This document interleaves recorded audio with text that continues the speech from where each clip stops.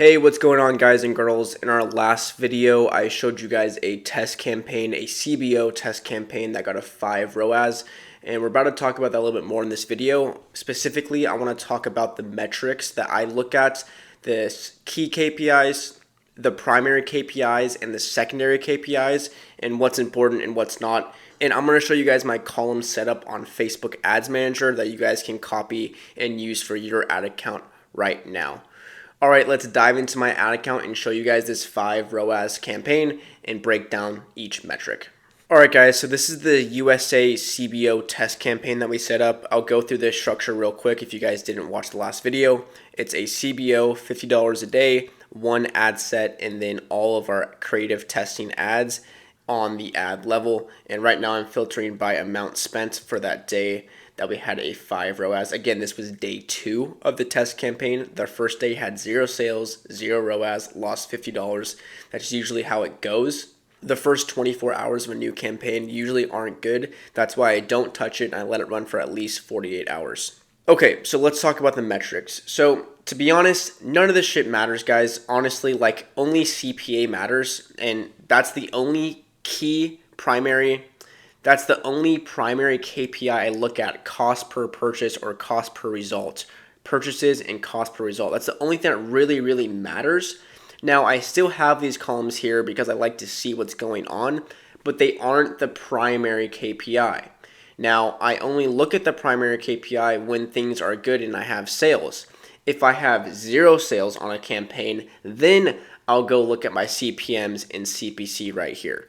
But let's just go through this column setup so you guys can copy it. It's only, I don't know, 3, 6, 9, like 12 different columns. So we have the ad set name, obviously, the delivery, the budget, amount spent. We want to see how much we're spending. That's one of the only variables that we can actually control. It's very important.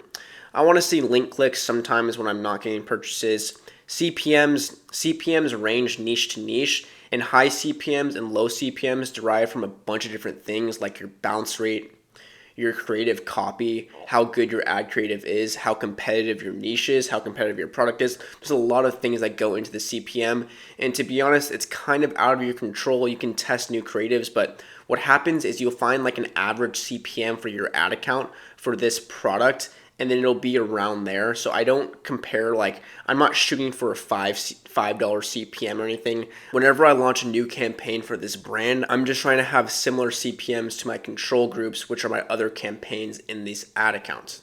And then moving on to CPC, cost per link click. Make sure you guys are looking at cost per link click, not CPC all.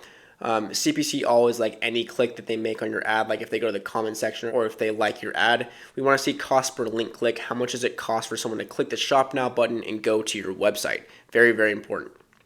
That is much more important than CPC all. And then we have the click-through rate. To be honest, I really never look at this. It's the percentage of impressions that received a link click out of the total number of impressions.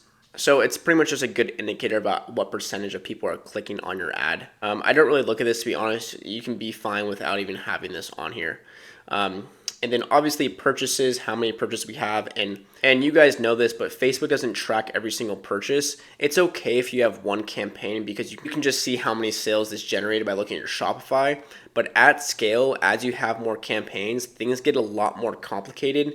And you're definitely going to need something like Triple Whale that tracks attribution, or you can use Hyros. I think Triple Whale is a bit more budget friendly, so I highly recommend using that at scale, or even just starting off. Honestly, it honestly just pays for itself because you guys will be turning off ads or campaigns that are actually profitable and you have no idea because you can't even see it. And I don't even have a sponsorship with Triple Whale or affiliate or anything. Everyone pretty much uses them in the industry. There's a couple other competitors, but it's very important for scaling. And then cost per purchase CPA or cost per result, very important. Obviously, you want to know your break-even CPA, and then your goal should be obviously below your break-even CPA. And then I scale my campaigns based on my CPA, not my ROAS. And then next we have frequency, which is the average number of times each ad account center saw your ad or each person saw your ad. So generally, if you have a 1.0 to a 1.25 frequency, a 1.25 would mean 25% of the people saw your ad twice. Anywhere between a 1 and a 1.25 is considered top of the funnel. in most cases. This doesn't apply for every business, but for most cases. So I always want to shoot below a 1.25 on my scaling prospecting campaigns. Okay, moving on to the end here, we have scroll stop and hold rate. These two column presets are custom. You have to make them. And again, it's 3-second video plays divided by impressions. So I want to see what percent of people are watching for the first 3 seconds. That's a good indicator if your hook is doing a good job. Your hook is just the beginning. Now, that's why we have the hold rate, because you want to see how many people watch it all the way through. So that is through plays divided by impressions. And usually my best ads have the highest scroll stop and the highest hold rate. So they have a good hook and they're interesting, so people watch all the way through. I usually look at these on the ad level, so we can go over here and filter by amount spent. And as you can see, our highest spending ad on this day over here had a 25% scroll stop and a 2.19% hold rate with an 8.84 ROAS. These are pretty good numbers. And again, this is a secondary KPI. At the end of the day, it doesn't matter. The only thing that matters here is my cost per purchase, which is an $8 CPA, which is ideal. I'm really, for this brand, I think I'm looking for a sub 25 CPAs. So I'm really happy with the results here. None of these other metrics matter at all. I have an 8 ROAS with a $2 CPC. It's like not even that good of a CPC. Again, it doesn't freaking matter. You know, if I had 0 sales, then I would be going back here and kind of seeing if I can improve these.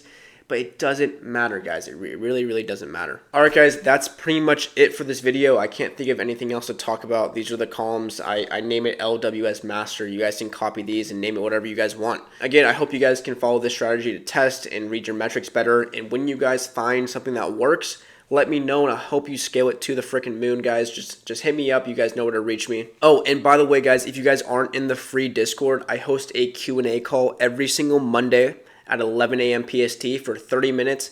Anyone can join the call and ask me any questions. I'll answer anything absolutely for free. Just join the Discord, the link down below. All right, guys, peace.